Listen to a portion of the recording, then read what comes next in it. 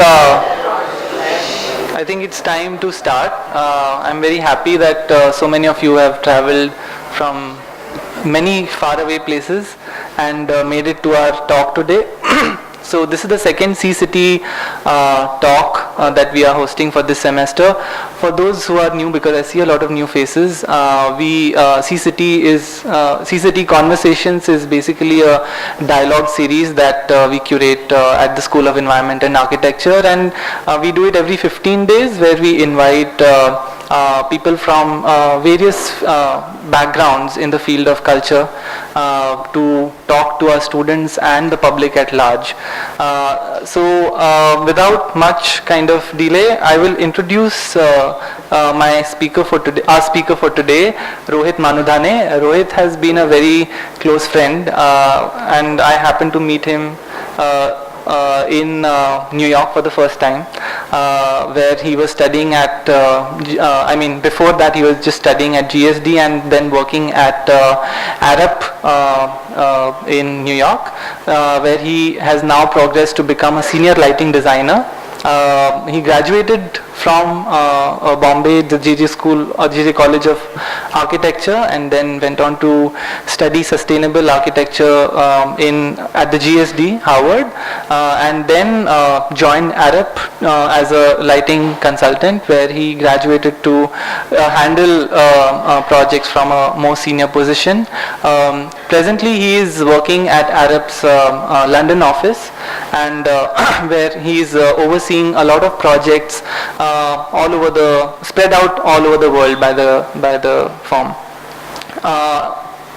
The interesting part about this discussion, although, is going to be that how does lighting affect our everyday living, and how we as architects not only respond to it spatially, but also phenomenologically, and the way in which it kind of affects our well-being and living. I will now invite Rohit to expand upon this subject through his studies, case studies and works. Welcome, Rohit.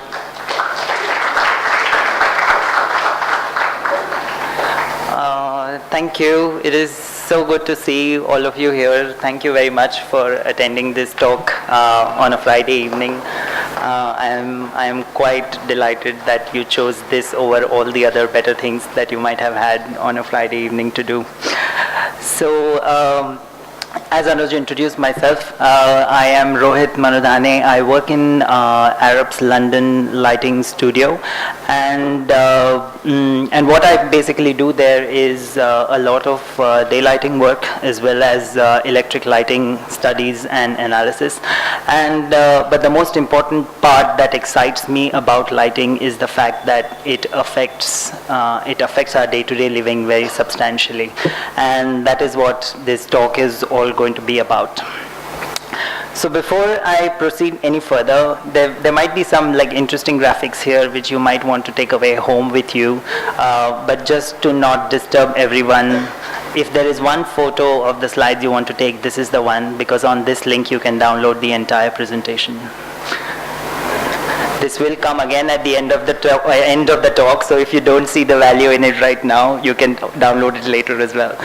So what I'm going to talk about firstly is I'll quickly gloss over what lighting at Arup is all about, what do we do, then talk about two project stories which are ongoing where I think lighting has made a big impact on how we experience space in buildings. And then there is the big LED conundrum, several of them which we deal with because we are specialists, but something that we might not have thought about. And there is so much that technology brings with it, with LED lighting, that is technology really the answer to the questions that we are asking about lighting? So lighting at Arup is, like I said, we do daylighting, we do electric lighting, we sometimes even do much more than that. Being at Arup, we are known for our technical excellence because we are essentially an engineering firm. But within the lighting team, we are basically like a mix of different skill sets, including photographers, sometimes even theatrical product designers, and also theatrical lighting designers. So this is all of us. We come in all shapes, sizes, colors. We are about 120 of us at Arup all over the globe, and about 20 of us in London whom I work with. We do all kinds of projects. Museums, galleries seem to be our forte because we have had so many of them, and that's what people come to us for because it's so technical, and that's what we are known for, which also we are trying to break apart from, that we want to put ourselves out there as something with a more artistic flair, a lighting design firm. So we do museums and cultural buildings. We do a lot of new age office spaces like for Amazon and Facebook, which are looking to do much more with their workspace than just provide an environment and a desk for people to occupy. Education spaces as well, and then a lot of schools, labs, research facilities, and things like that. Urban lighting is something also that interests us at a master plan level. How do we make sure that lighting and the right infrastructure is thought about when we think of master plans and streets? Every now and then we also get to design really pretty exhibitions in galleries, museum galleries, where we get to handle like museum artifacts and light them and go to the minutest detail as to how an object is perceived when people are moving through an exhibition. Sometimes also with artists to light up their art installations and public realm art. Every now and then we also get to design some interesting luminaires as part of a product design endeavor. So moving on to the most interesting bits. So light and space. So there are two projects that I'm going to talk about. One of them is, like I said, what excites me is how the spatial characteristics of architecture can be enhanced through lighting. And while this happens in varying degrees on different projects, there are two ongoing projects where this has been quite pivotal to the final design product. So this is a metro station coming up for the Riyadh Metro, and it's a station building which is actually comprised of 3 buildings with sort of linear gaps in between, which are treated like streets, and that is basically the architecture concept where it's inspired from the vernacular Gulf street system. And an important part of the visitor experience is the path of the journey that one follows through the key moments in the station, which are either spaces of congregation, or they are spaces of intersection, or where people are making a decision which way they want to go. And these are also marked by really high courtyards, which have a really special gold finish on them because it's the Middle East. Everything is bling, which it adds a little bit of sparkle and luxury to the entire atmosphere. So based on this, the daylighting concept for this station was actually also derived from the light quality that exists in the traditional streets of the Gulf towns, where direct sun is quite rare. The textures of the walls are quite rugged. Light often bounces and filters from these vertical surfaces, and one is constantly moving through light and dark patches between the buildings. And the quality of the light also, it has a certain peachy nature to it. It's sometimes vermilion, sometimes ochre, sometimes very deep shades of yellow. So we wanted to bring that quality of light into the station building as well. And then these volumes behind the walls, which are fairly muted during the night, they become activated which are fairly muted during the day, become activated at night. And what do these streets look like at night? They have ornate lanterns on them. They are fairly warm in the color quality. It's very amber-like. And the adjoining street volumes are basically shop fronts, which have their own lighting systems going on. So it's a mixture of this, which is the street lighting layer, and then there is another layer of light which is coming from the street fronts.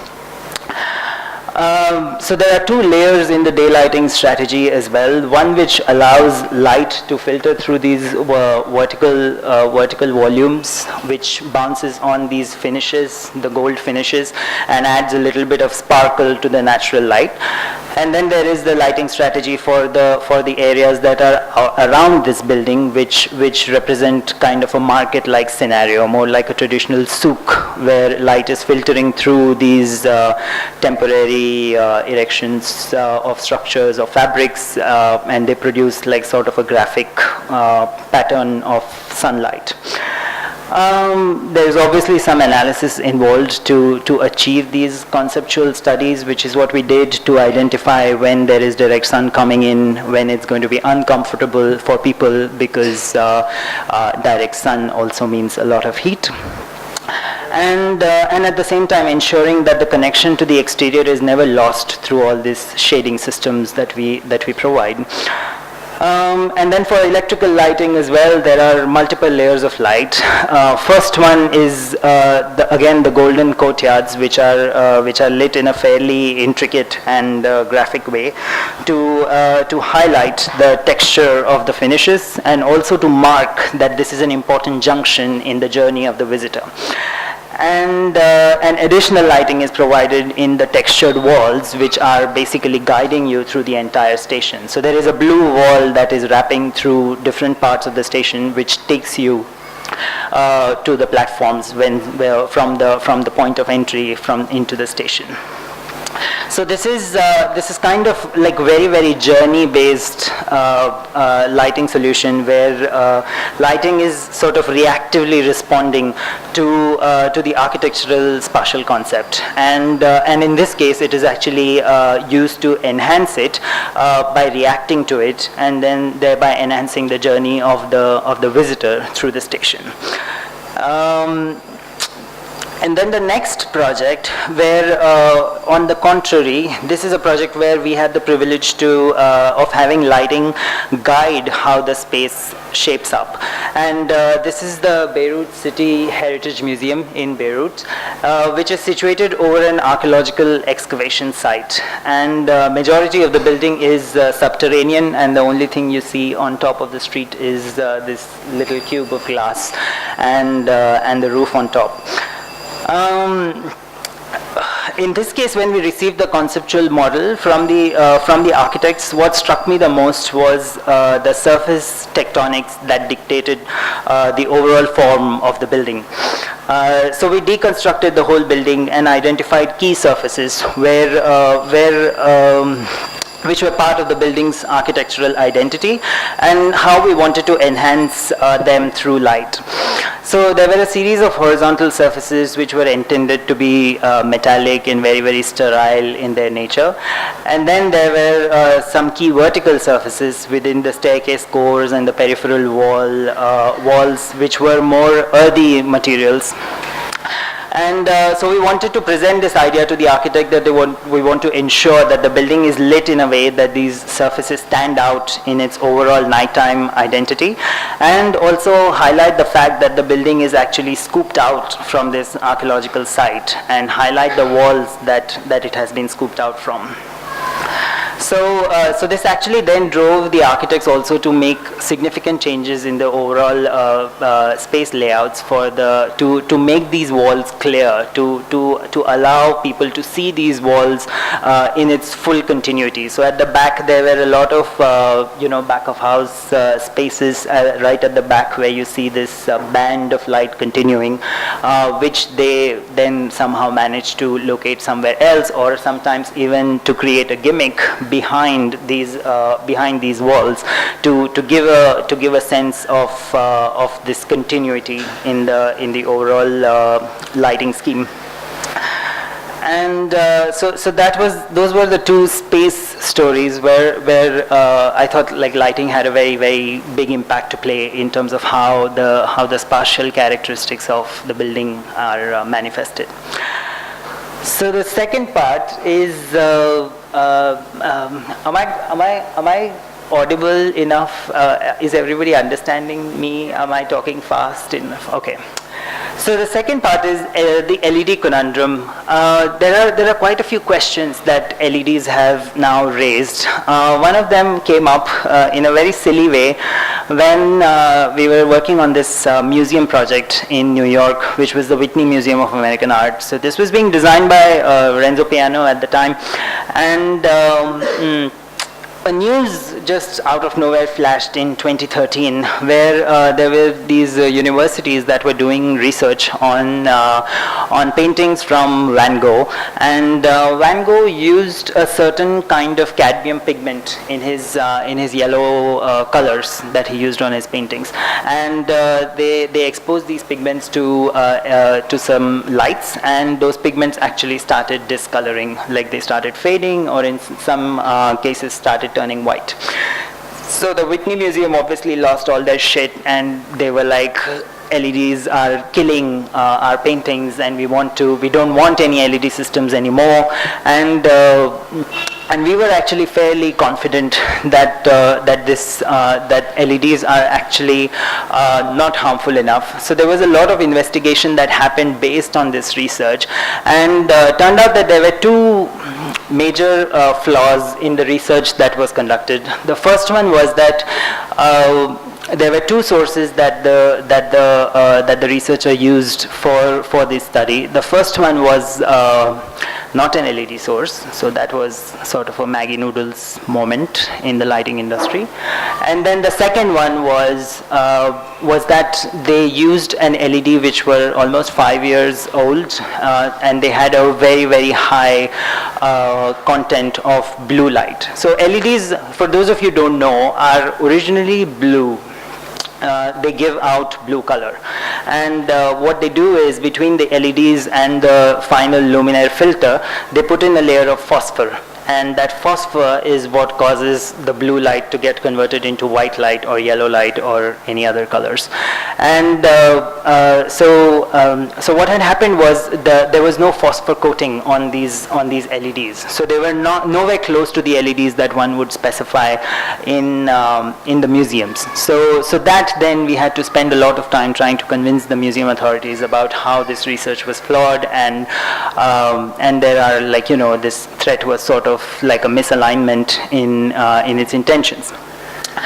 But having said that, there are threats which are fake, but then there are also threats which are real. And with LEDs, we have come to a point where we live in an abundance of light. Like, everything around us is just constantly lit, and it's lit so bright that that there have been instances where the exposure to too much light during nighttime is actually being linked to breast cancer, prostate cancer, and also in general a lot of other physiological disorders, and sleep being one of those, that we are just constantly being exposed to dark light, to a lot of bright light all the time, whereas we as a race have evolved to be exposed to light during the day and darkness during the night. So that brought us to the next bit of research that we did, which was about rethinking the shades of night. Like, what exactly happens when we talk about nightlife? And so we are at a point where there is a surge of opportunities, because we can now imagine our cities to be changing depending upon the time of the night. And then light also has the potential to make areas that were not so safe to become safe, and to become vibrant, to become more appealing, to become more welcoming. And but at the center of it all are people. So urban lighting is not the end in itself, but a means by which we can activate and deliver these improved communities and economic outcomes. So it's time to rethink urban lighting just beyond a function and as an add-on safety or beautification tool, but it represents a significant opportunity to fundamentally improve the quality of life in the urban areas. And we all know there is a wave of change. Lights around us are changing all the time into LEDs, and and this is a global phenomenon. It's happening everywhere, developed countries, developing countries, everywhere. So are we missing an opportunity here where everything is changing around us, but we are kind of missing the point? And it is a global phenomenon. Cities are shifting towards being 24-hour economies and complex adaptive systems. And we see city in the daytime, and we try to recreate the same environment during the night. But that's not really what actually happens. And then there is also that the urban nightscape has actually become an arena where cities are now competing for abundance of light. Like more light is perceived as a symbol of prosperity, or just something that is better. And world over, we are going to a point where our urban centers are becoming more and more bright than they need to be. The intensity and the sizes of the dots here, the more vibrant the yellow, the brighter the city is, and that just shows that India and China, and like there are some parts in the US which are becoming so bright now that that there is actually time to sit and think that are we going in the right path with the LEDs. And there are national level initiatives, like this is the National Ujala project, where LED light bulbs are being distributed around the country, and the source of pride is actually the number of light bulbs that we are using, whereas what we should be thinking about is where do we actually need the light to be. So with both light and darkness are equally important to our health and well-being. And then with the shift towards 24-hour cities, we should not just simply aim to recreate the day at night, but instead we need to carefully consider the role of nighttime. And we think that a new approach is needed. And it's time to think that nighttime design is actually an evolutionary process. And this is a little piece of research that we set out to do, where we came up with strategies that can be as our guiding principles to come up with a urban lighting solution, which the first thing to talk about is to facilitate the life at night and not facilitate nightlife. Those are two different things, because firstly it's about enabling human interactions, it's understanding the local context, it's also promoting a varied set of activities. Life at night is not just about going to the pub, going to a restaurant, going for late night parties, but life at night is also about how magically a bottle of milk or a bag of milk appears at your doorstep at 7 a.m. because somebody was working all night to get that to your doorstep. So there is a massive economy that operates at night which delivers all these things to you. In London, actually, the nighttime deliveries are the most economically advantageous economy sectors, which is just online deliveries. Deliveries of stuff that people are buying online, which are delivered late in the night so that they come to your desk next day morning.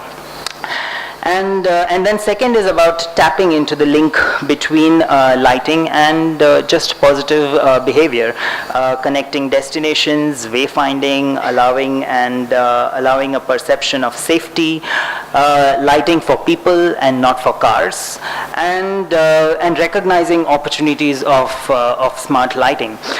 And thirdly, it is about thinking about the rhythms and the quality of light, and thinking about what is adequate illumination, and the link between lighting and human health. And are we doing enough to get enough darkness in our lives, or are we just constantly being exposed to bright lighting? So these are some of the things, like some case studies, which are not necessarily all of them are Arup projects, but just to identify the importance of urban lighting. Like these little panels of light, which are on every bus station somewhere in a small town in Sweden, are actually like a light therapy for people during winters. And it's just providing you an extra dosage of light, because these are areas where natural light becomes so scant during the winter months that that people need extra light therapy, and this is where they get it from. So this has actually caused the bus ridership to go up, and people have been having fewer weather-related disorders after this initiative was launched. Then there are some cities where certain neighborhoods are actually lit as a response to how much moonlight is available on that particular night. So on a full moon night, the street lights actually go so dim that you can actually feel that you're walking in moonlight, and you appreciate the fairy tale kind of a natural lighting scheme that moonlight brings with it, and artificial lighting just disappears for that one night. And then it bounces up and up and up, so that the light levels are always maintained at a safety standard. But then there are also these romantic days when it's just moonlight in the streets. And then, of course, there is technology. Everything now is smart. There is so much processing power, even in our luminaires, to understand and digest data. And like say now these lights on the street lanes, they actually change colors, and they tell you whether a certain street lane is to be used in one direction or the other. And they can also change the width of the lanes. So depending on the traffic demands, you can actually change the traffic layouts just based on the color changing lights. And of course, then there is the urban context, placemaking. Like, how do you add an identity through light to these spaces? Or sometimes just engage into a process which has never been done before. So using lights as a way to create signages on the street and giving people directions for wayfinding. And sometimes like very, very meaningful partnerships between who owns the light. Like we are lighting this big plaza in front of the town hall building, and the plaza is actually a privately owned space.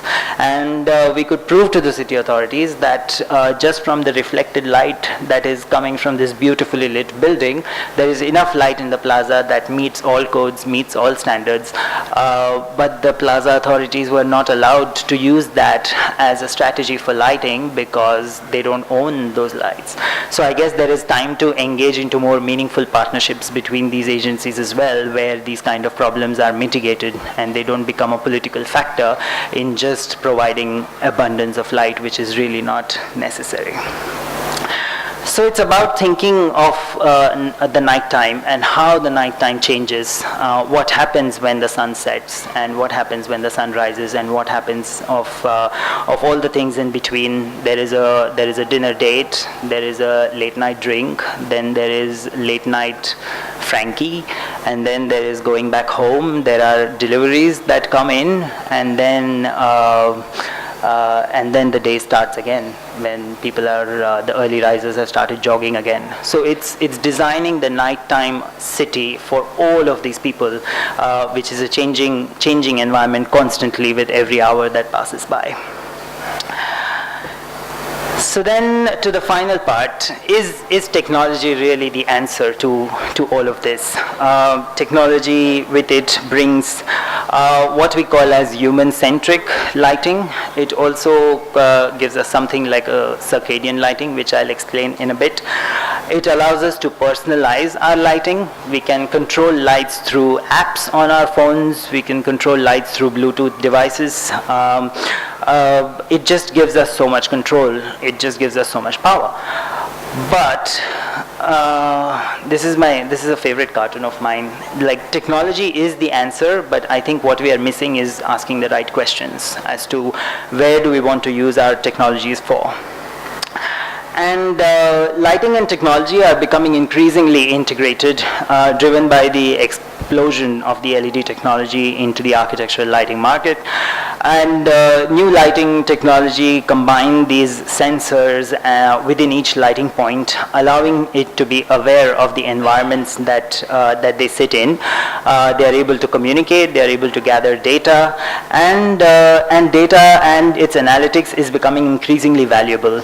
And all of this is possible via lighting installation because lights are just everywhere. They are always there around you.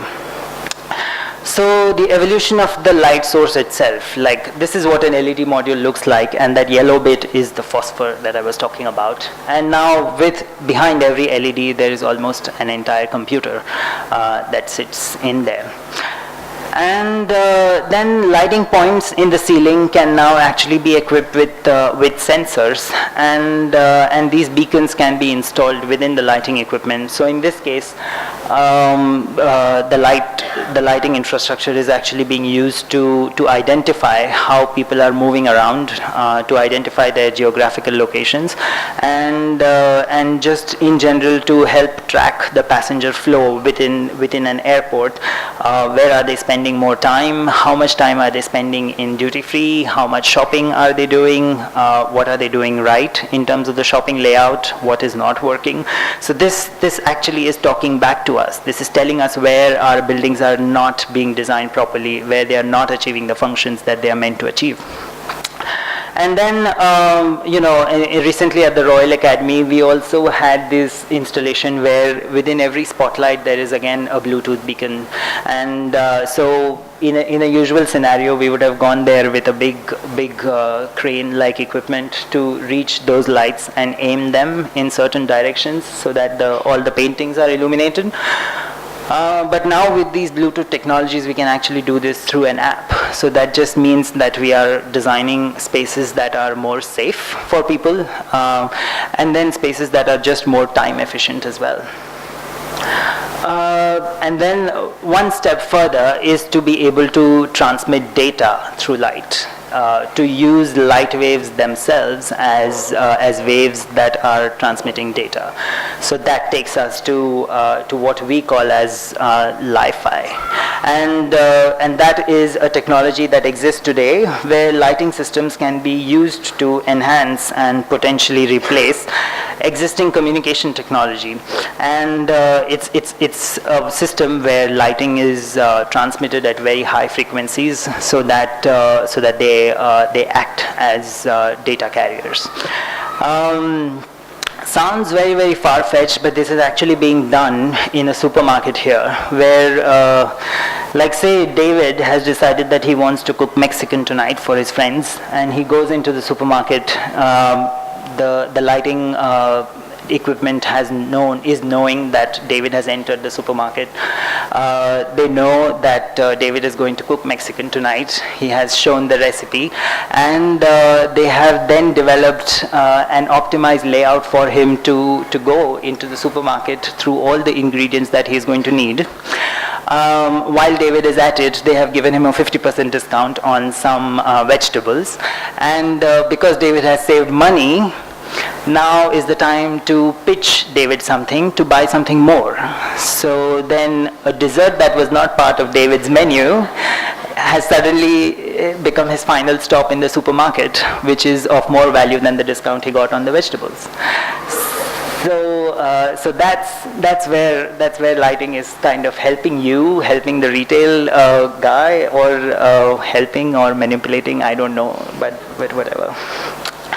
But in a more realistic way, well, not realistic way, but actually something that already exists is this Li-Fi technology has been used on the Paris metro, where people are accessing internet through the lights that are on the stations on an entire line.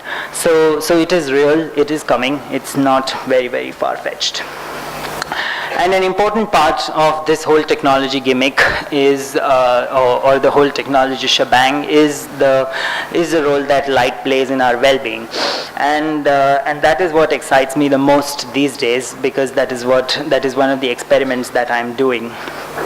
So as a race in general, we have lived and worked in daylight. That is what we are used to. That is the best light for us. For 80 million years, we have been living in daylight. The electric lighting is just a very, very recent phenomenon. And we are so immersed in it that somewhere down the line we have sort of lost track of what lighting is doing to us, what our buildings are doing to us, without being exposed to enough daylight or enough darkness.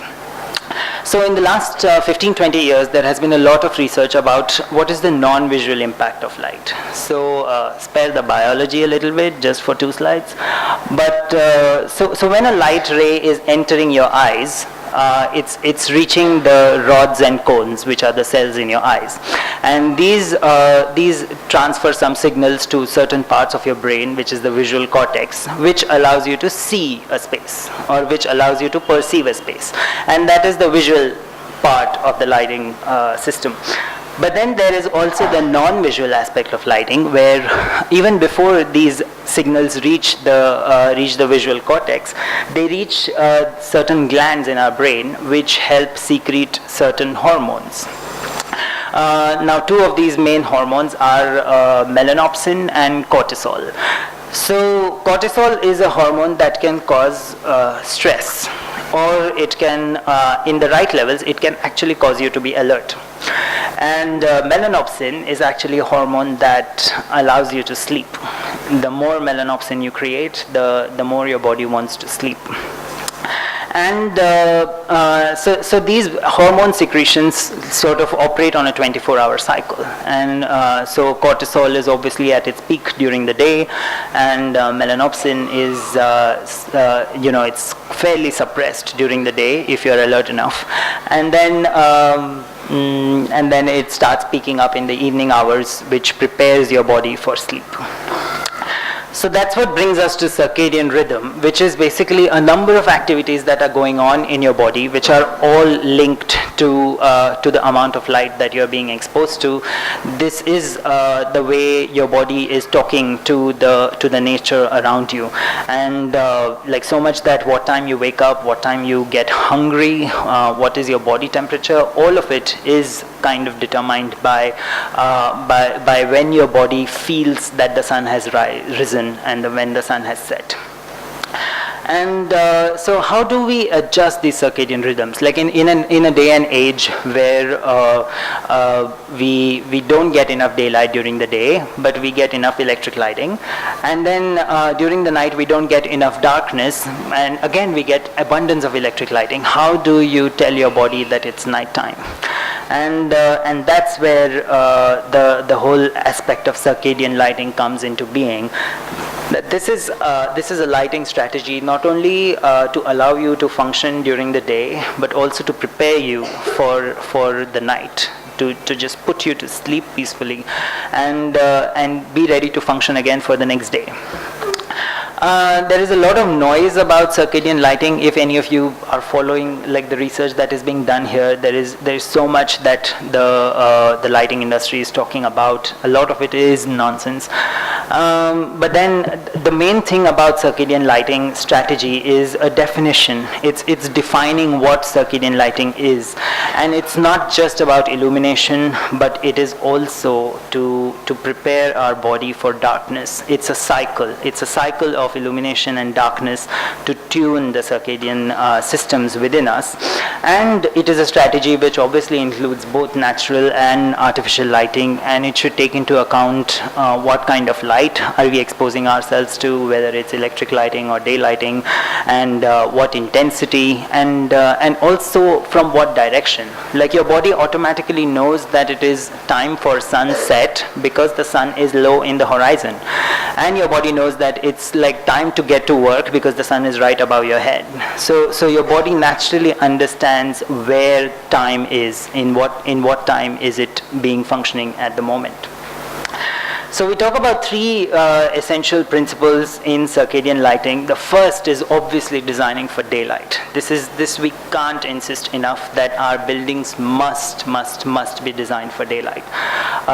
There has been enough research now in office environments where all these fancy table tennis tables and bean bags and hammocks and all these fancy facilities that the Amazons and the Googles and the Facebooks are providing, they are not the number one perk anymore. The number one perk is actually to be able to sit in a space where you get natural light, where you can see outside your window, you can see the sky, you can see the trees.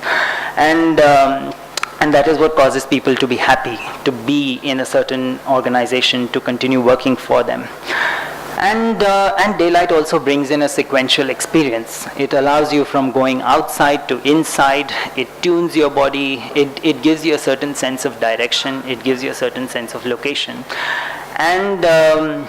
And access to sunlight is an important part of it as well. Many a times in museums, our focus is mostly to avoid as much sunlight as possible, to save all the artwork, because it can't be exposed to direct radiation on it.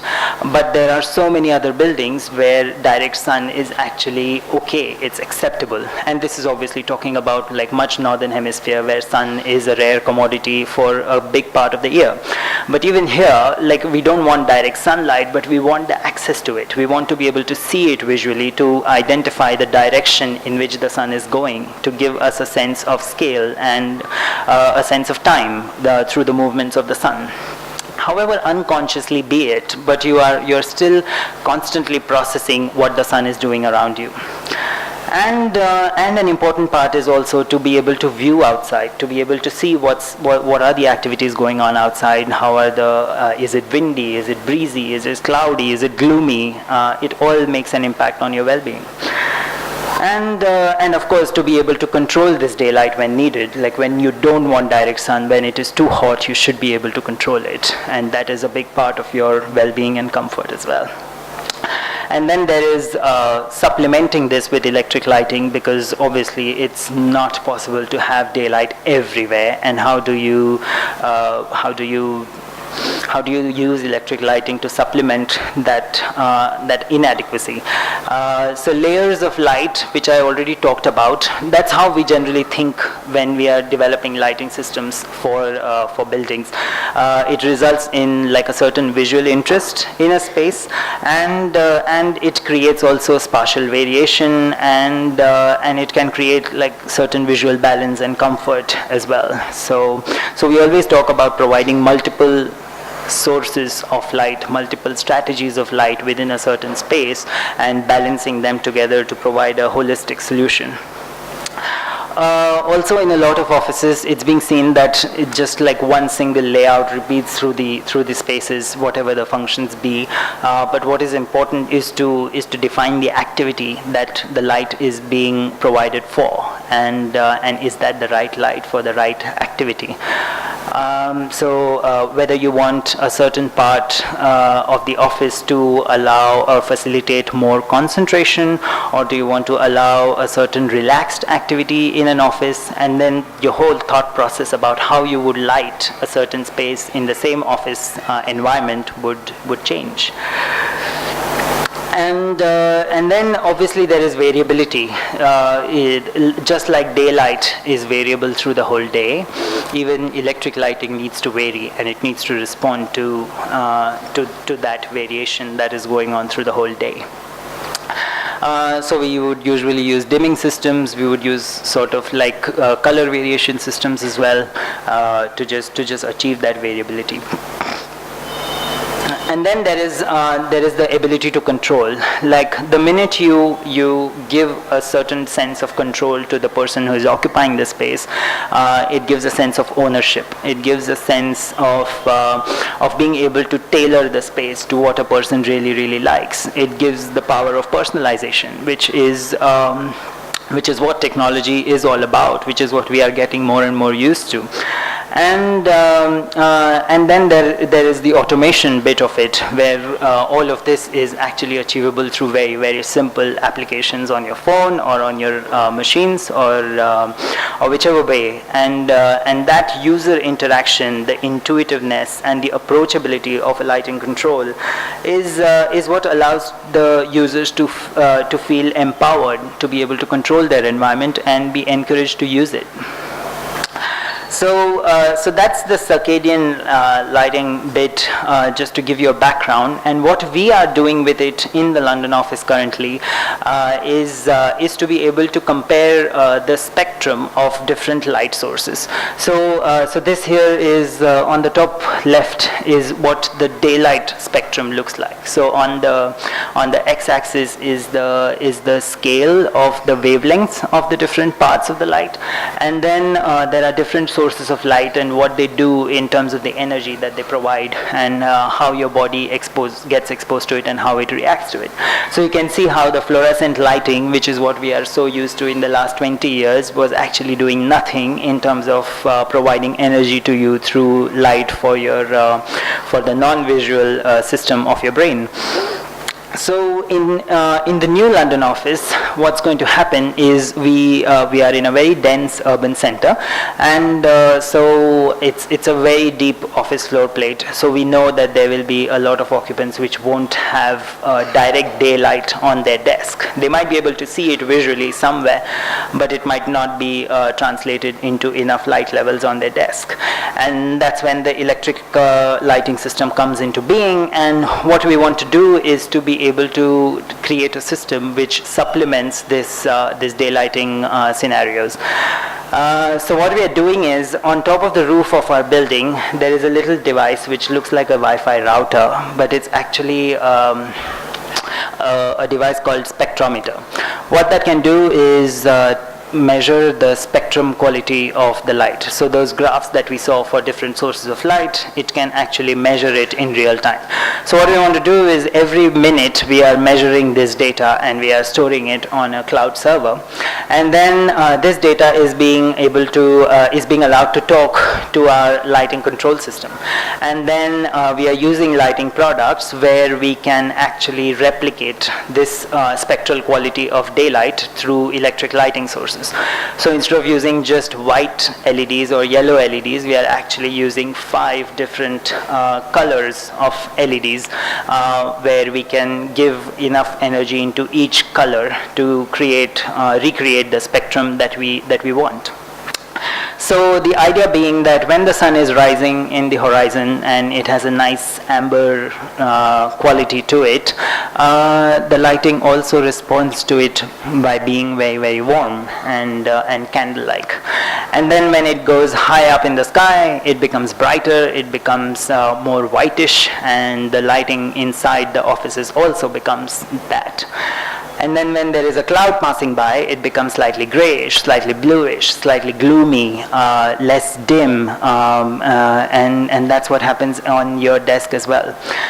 And like I said, we are using a technology where we are using amber, cyan, red, mint, and blue colored LEDs, which allows us to create a spectral quality which is much more fuller, instead of using just the red, green, and blue, which gives you these peaks and troughs. So it starts to get a little technical, but the whole idea being that it's not just about replicating the color quality of daylight, but replicating the spectral quality of daylight, the more physical characteristics of daylight through artificial lighting, and which is what affects your non-visual system. So it's about the visuality of it, but also the other bodily effects that these lights can provide. So what we are doing is, in a certain area in the office, we are replacing about 20 luminaires and blacking out this entire space, and giving these guys an opportunity to be in a system like this. Hopefully they'll bless us. But then what this will, they will be sent surveys or questionnaires like every 2 hours or so to see how they feel. We also have plans to give them wearable devices that can measure their heart rate, their blood pressure, their body temperatures, so that we get that data constantly for every 15 minutes, and this will go on for about 6 weeks. So there will be 2 weeks of a certain kind of lighting scenario, then there will be 2 weeks of something else, and then 2 weeks of something else, and then we get to compare these data statistics and just see what we find out. So what do we want to learn out of this is what do people feel, and maybe they'll just come and say that this is just outright weird, because we are used to a certain light quality when we are working in our internal spaces, and to imagine that what is happening outside is actually happening inside is just outright weird. Stop it already. Or they might just come back and say that this is the best thing that ever happened in their lives, and then that will be all my dreams coming true. But other than that, what we also want to learn through this is how can we measure circadian lighting? How can we learn to take scientific measurements in like corporate environments like Arup? We tend to lose our touch with the academic research quite often, and this is a great opportunity. We are collaborating with a PhD student in Newcastle who will teach us how academic research is done, and of course about how people react to these changing scenarios of lighting. How do they react that light is of a certain quality in the morning and then different during the afternoon, and something else during the evening. So watch this space. Hopefully I will be able to relay these results back to you and find and share my findings with you guys. So that's all, I guess. Yeah.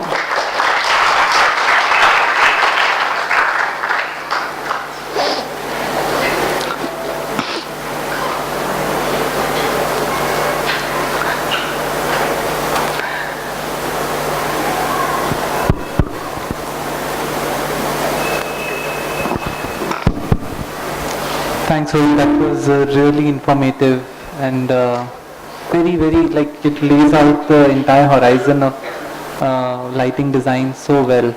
I'm sure that many people are new to many of the ideas that you've kind of shown in the presentation. Yes. And I would like to kind of open it out to the audiences if they have any questions, comments, anything that they want to know more about, because you really breeze through a lot of concepts. Yes, that's true, and it is surprising how much I can talk about lighting. Also a little embarrassing, but so be it.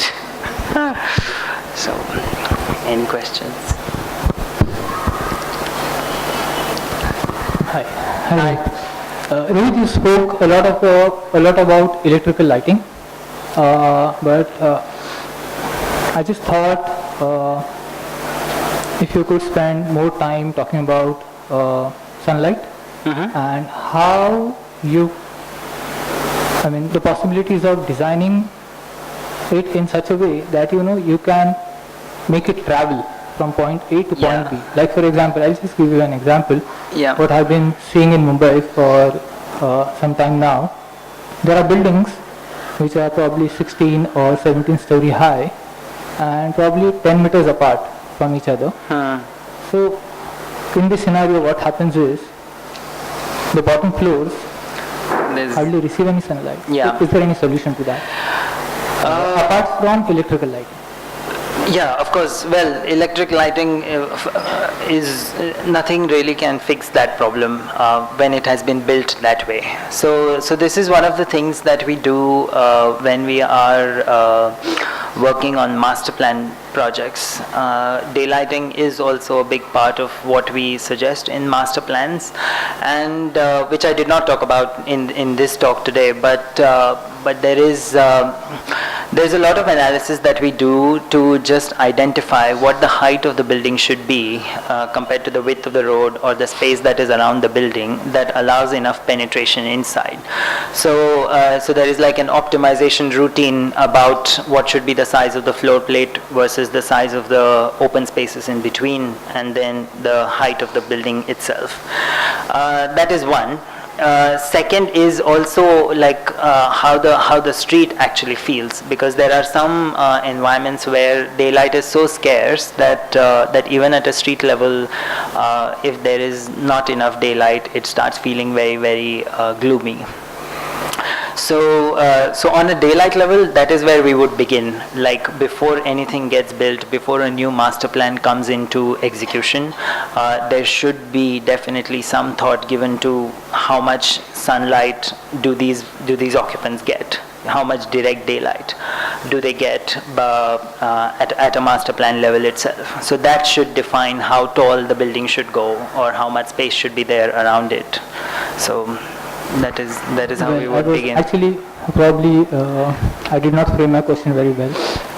What I want to know is there at a technology level, is there like a retrofit solution? Is there any provision where you can make sunlight travel from one place to another?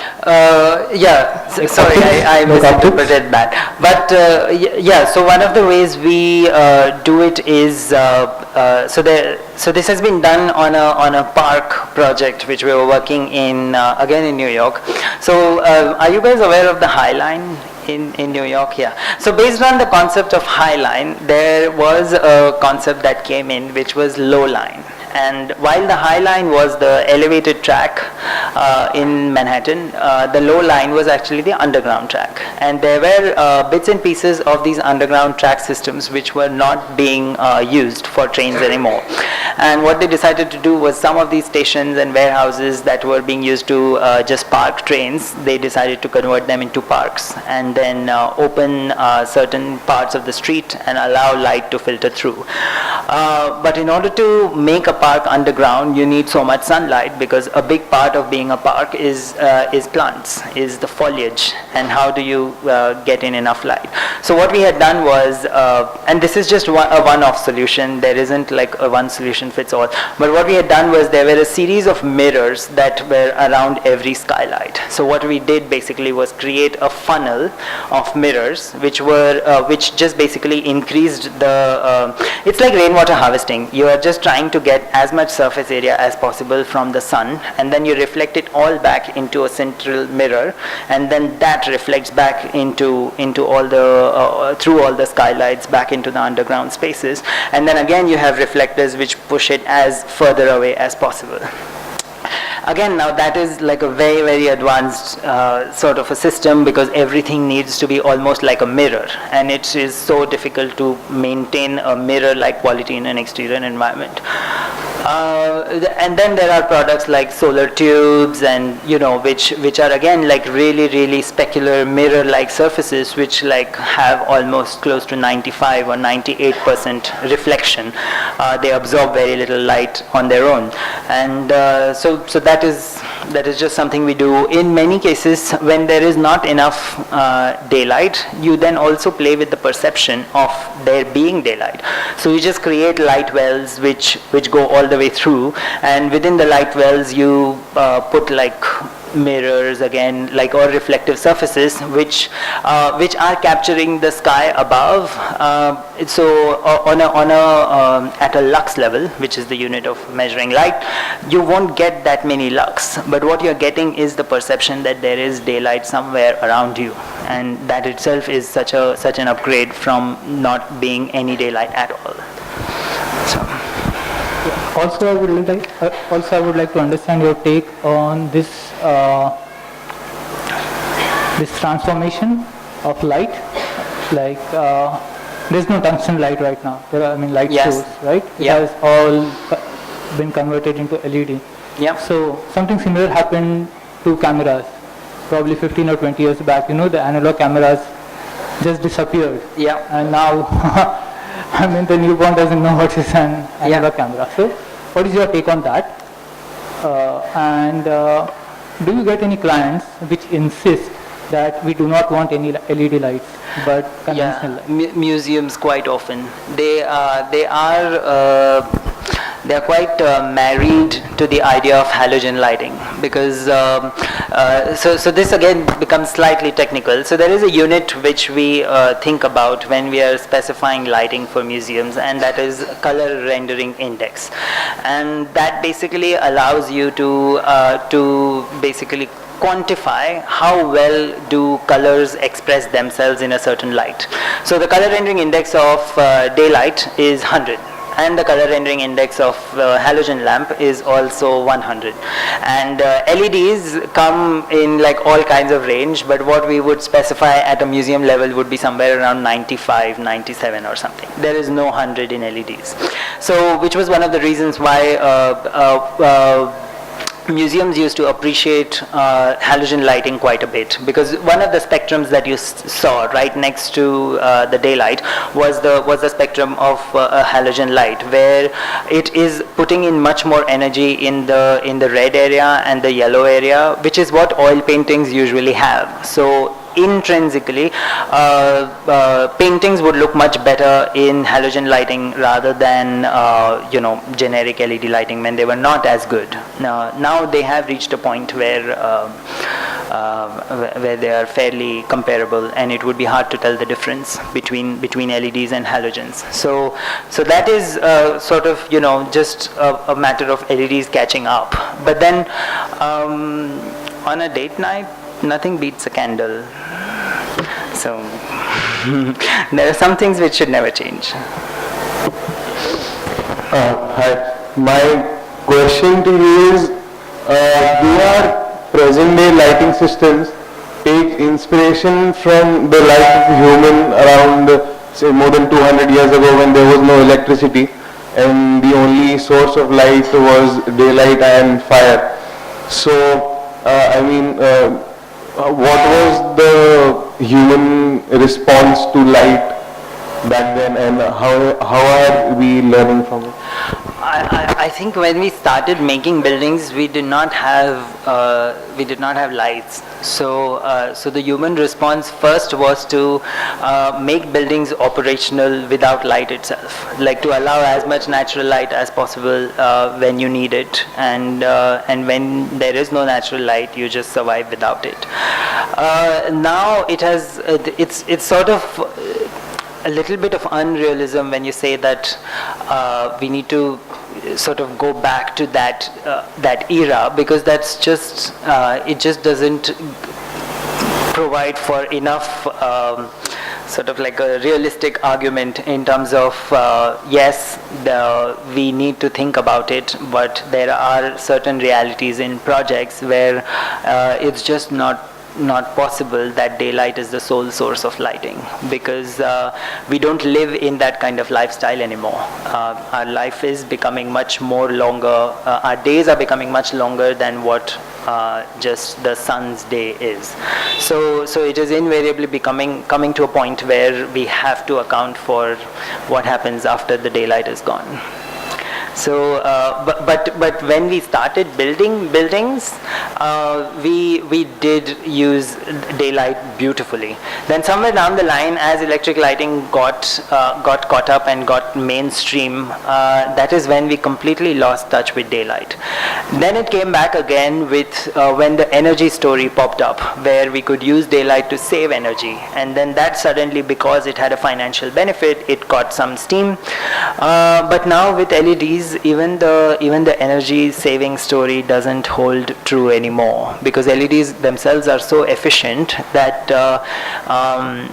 that you don't really save energy because of daylighting. But now what is happening is now the benefits of daylight as an amenity, as a luxury, are being appreciated, and that is what is bringing it back into our buildings. People have begun to recognize that buildings with no daylight make you sick, and they are not good for you, and that daylight as a rare commodity, as an amenity, as a luxury, is what is coming back into into the buildings that we design. At least that is what I feel. Like we are beginning to appreciate daylight for its sculptural quality, for the quality that it brings in its play of light and shadows, in its directionality, in its dynamism, in its changing nature through the year. I think that is what the daylight story now is, that it's beautiful, that it adds beauty to our spaces. So. Also, could you talk a bit about how, so we experience light in a certain way. So while thinking about light in spaces or in general, to what extent has there been a thought which is given to the visually impaired, people who do not experience the light in the same way or do not experience it at all? I mean, which is where the non-visual part of the whole lighting system still plays. Like even these visually impaired, for whom the visual part of light doesn't matter much, there is always the other benefits that lighting provides to them, which they are not necessarily seeing, but their body is constantly experiencing. In addition to that, like visually impaired is still a very, very extreme case. There are people who are actually sensitive or not or intolerant to LED lighting, like that kind of frequency of the light that is coming towards you, the flicker, the flicker that lights cause. For some people, that is much more perceivable compared to others. So what might be uncomfortable for you might actually be completely intolerant for someone else, and so that we are beginning to think about, like when we design public spaces, there are, at least in toilets and in offices, and we do provide places where there are conventional lighting sources, which are not just LEDs. You provide alternates so that our spaces become more inclusive. They become for everyone.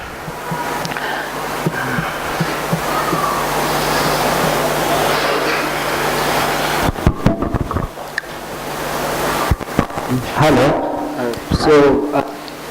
Regarding the first project which you presented, so in that you made a study of how the light falls in the streets and when you kind of reproduce that light with a new medium, you are using an electric lights in that over there. So is it not a bit unfair towards the medium, because then the quality of light is copied from what is around in the city, and also is a bit unfair towards the street because the nature of the medium.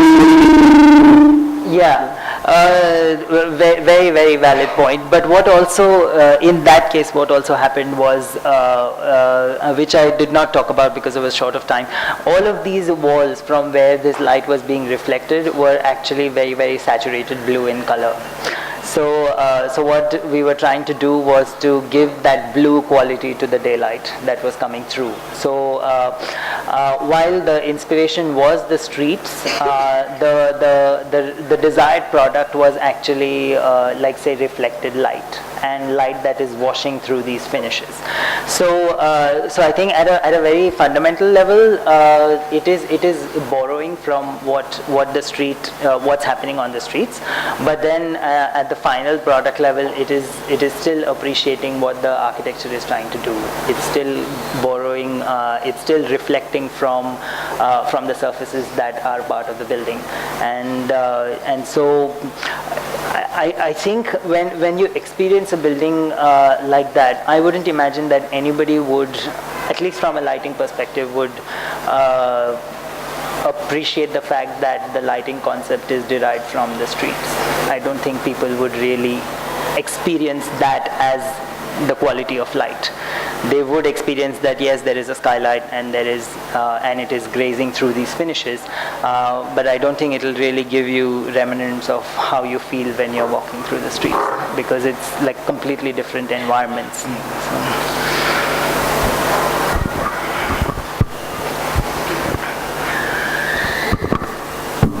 Hello. Hi. So these lights were used for, many artificial lights were used for sharing data and for internet accesses. But there are few places where sunlight is not reached, sunlight cannot reach, because of which agricultural practice are not performed. So can these artificial lights used for agricultural practices, for which photosynthesis required? They do. There are dedicated. There is an entire industry that produces horticultural lamps for greenhouses, which is just basically a spectrum, very again close to daylight, but more. The energy there is more in the green bands, because that is what the plants would absorb the most. So, but the effect is that it causes as much photosynthesis as possible through electric lighting. And that's how farming is done in the UK as well now, because it's known to be cloudy for almost 6 months of the year. So that is an answer. Yes, it is a possibility.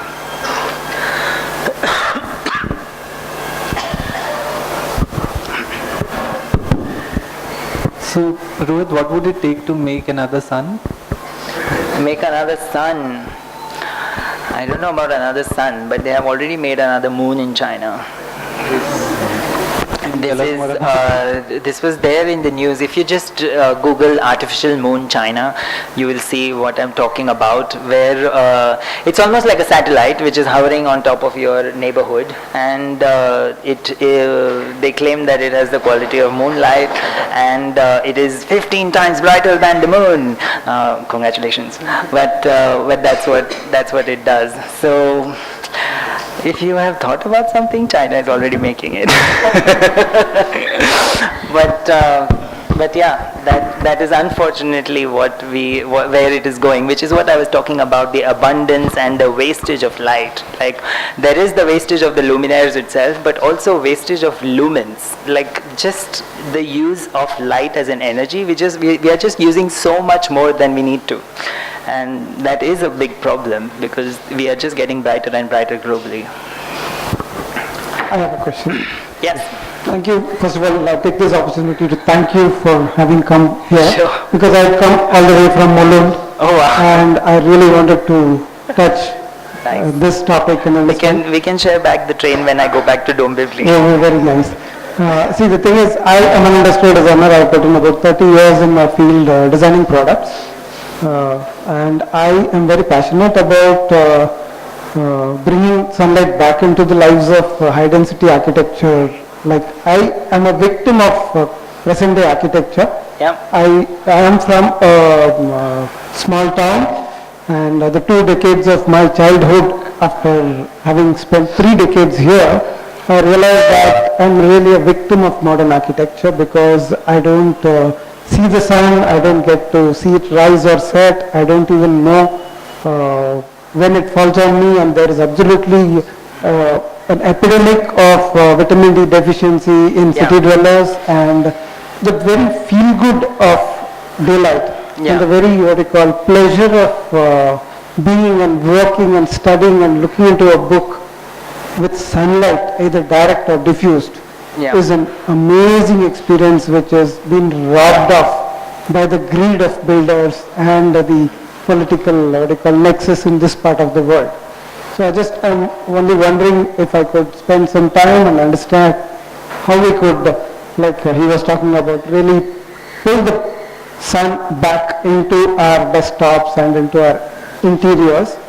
Is what I would like to work on, and I am looking forward to connect with you and then take all your support which you can give. Sure. And, so this is what we deal with on a day-to-day basis, where like it's almost like asking to create another sun or something, where, like, if you know that you are sitting 20 feet away from a window, it's just physics that you are asking to change, and many times it's just not possible. And that unfortunate reality and the victimhood that you're talking about is what we are also trying to fight against. Developers are still, I mean, you can say that there is a little bit of financial benefit there for them, and you see the whole rationale there. But there are also many a times when we deal with architects who want light everywhere but don't want to see light fittings, and which is again like just breaking physics, which you can't. Like if you see something, it's because there is light on it, and light is going on it because there is a direct passage between that and the source of light. So so I think there are some things which we just can't fight against, and we can only we can make it better by coming up with innovative design solutions. And developers are sort of, sometimes I feel they're also like in sweeping generalizations, we sometimes blame them unfairly as well, because now we have been talking to a lot of developers who are talking about creating these nice workspaces, which again, it's all driven by the fact that a healthy workspace is easier to sell. And like say there used to be LEED rating systems some time back, which was again just a marketing gimmick. It doesn't really mean that your building is healthy or green. But the next version of LEED is now WELL. Like there is the International Well Building Institute, which is again like, you know, someone at LEED fought amongst themselves and started something else, I guess. But this is again talking about like wellness of people at a much broader level. Like it talks about biking, it talks about providing natural produce and things like that. So so somewhere, while there is the marketing and the economic aspect of creating maximum real estate, there is also the other marketing and real economic aspect of creating better workspaces which are easier to sell, or which can fetch you a better price. So that is the argument that we go with, where if you do this, you get this. So that's how we fight that victimhood. So just like, is there some research going on, because this is your topic of passion, to really kind of like how we store energy? Is there some research going on somewhere to really store sunlight and then kind of extend it to some kind of place, or something like phosphorescence or fluorescence or something like that? Is that happening anywhere? Not that I am aware of, except that we now do have integrated photovoltaics. So many a times these luminaires which have been exposed to sun all day just activate at night, and they are sort of off the grid, as they say. So they don't have any supply coming from the city's electrical grids, but they are on their own, and they operate only when the sun has operated through the day. So if it has been a cloudy day, it will be a dimmer night. So But literally literally just, you know, a use of battery to operate a light. So I don't think there is anything specifically about phosphorescence. There is a little bit of bioluminescent studies that have been done where there are certain organisms and animals that reflect light, especially in water. But none of it has reached a point where it can actually be used in a more tangible way. Thank you so much. Sure.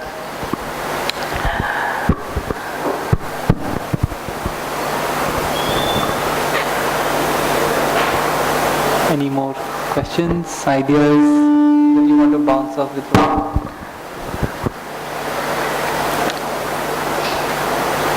I just wanted to ask one question. If Arup has been able to make, because I believe that you step in at a stage where the buildings have already been designed and you illuminate them later.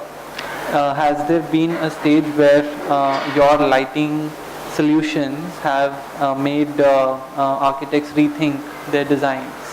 Yeah. Actually, it's That's actually quite rare when we go into already built buildings. Like the last circadian lighting experiment which I was talking about is a built building, but the station and the museum that I was talking about is actually in process. It is not being built. So that is where we had a major input in how these skylights shape up, what finishes go with on the golden tiles so that they reflect maximum light, how the blue tiles are finished so that they also reflect much and don't just become like really very shiny surfaces. On the museum, we did have opportunities to completely change the spatial layout to just give that continuity of the walls and give the perception that it's being scooped out of that big piece of rock. So we are lighting the rock around, and the whole building is sort of subdued in a way. The other aspect was also, for example, a lot of architects in India, or the early modern architecture in India, tries to cut the excess daylight. Yes. And how do you see a role of artificial lighting in that? Is there any? And also we have a lot of, our architecture requires that kind of interstitial or transition kind of space. Yeah. What could be the role of lighting in that transitory kind of environment? So this is also something we talk about a lot when we are talking about especially big buildings or buildings where you enter from a really, really bright outdoor space to an indoor space. So the general consensus is that when you come from a really, really bright space into a very, very dark space, your eyes take about 20 minutes to readjust, to sort of dilate. To readjust, to be able for you to see very, very clearly. And on the other way around, when you go from a really very dark space into a very bright space, it just takes about 5 minutes for your eyes to open up again and absorb all the light that they have. Sorry, the other way around, to like basically dilate again, so that the size of the aperture itself reduces and you still are able to see everything clearly. So a big part of our design is actually talking about how this journey happens. Like we would, like codes generally would say that you should be designing a reception lobby for like say 150 lux, just putting out a number out there. But then outside you know that the pavement is actually lit at several thousand lux.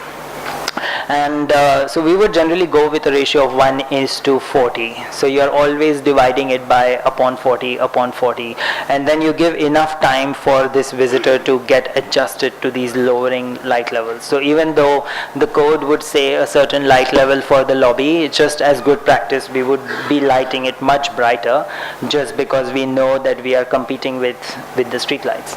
And then that would go at a much lower level of brightness in the evening, because then it's absolutely dark outside. So then you bring it back so that it's again comfortable and it's not really very glary. So that is a big part of considerations that we do about being able to supplement lighting inside, so that your eyes don't suffer that shock between coming from really bright spaces to really very dark spaces, even though they may be adequately lit. What are the cultural dimensions of perception of light that you consider in your projects?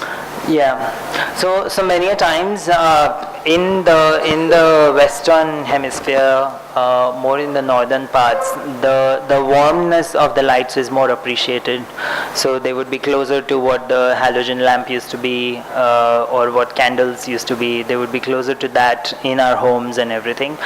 Even in working spaces like kitchens and counters, it would be fairly warm in the households. But whereas in the Middle East, in India, we are much used to this kind of cooler light quality, and a lot of it has to do with the psychological feeling that these lights bring. Yellow lights actually bring a feeling of warmth, whereas these lights, even though they are not they don't have any difference in terms of the heat that they produce, but they do give the sense of it's slightly cooler compared to what you would feel in a warmer situation, warmer lighting scenario. So those kind of psychological aspects we do talk about, but many a times there is also a change based on what the architecture demands or what the overall vision of the project is. Sorry, I'm having too many questions, but I mean, is there I'm still framing as I'm speaking, so pardon my incoherence. Is there some sort of a homogenization that we are going across the globe in terms of lighting? I don't think so. In fact, we are going at a more and more personalization path. We are getting to a point where the macro level culture doesn't really matter. It's becoming all about the person and what that personalization is. Sorry to cut you, but my question is coming more from the kinds of filters that our phones have these days, or all the apps have these days, which kind of inevitably tweak to certain kind of colors. Yes. No, like at least from a lighting perspective, we are always quite cautious of what the users want, because it is so personal. It is people feel a lot when lighting goes wrong. They will be very, very vocal about it. They will tear you apart if lighting doesn't work, and so I don't think we are going into any sort of homogenization. We still do specify very, very cool lights, even though that wouldn't be, like, say, my personal preference. But we would still do it because we know that is what the client has specified, has suggested that he wants.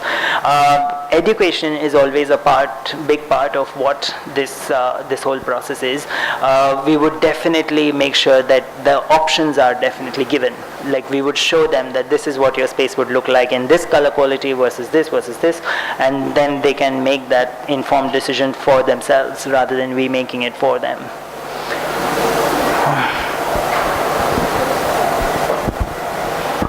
Any more questions? I have a long list of questions which I'll get back to Rohit with, but any other comments?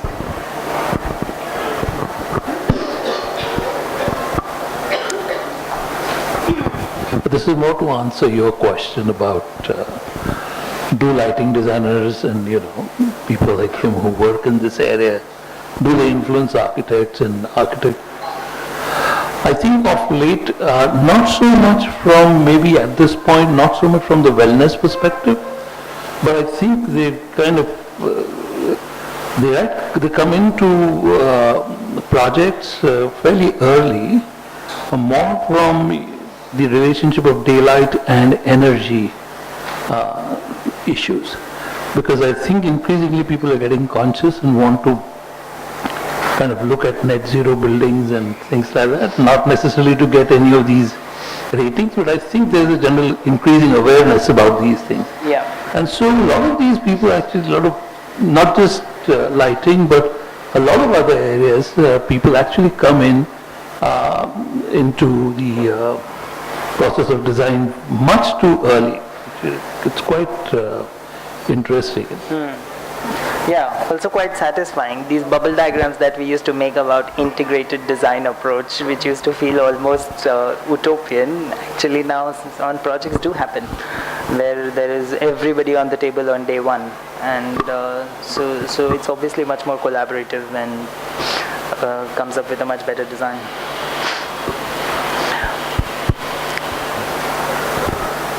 Okay, I think there's a lot to chew for everyone in the audience, and I think it has been a great evening. You have really opened a lot of questions for us to think about. Thank you, Rohit, for sharing your work and so many ideas with us and coming to see all the way from Dombivli or UK.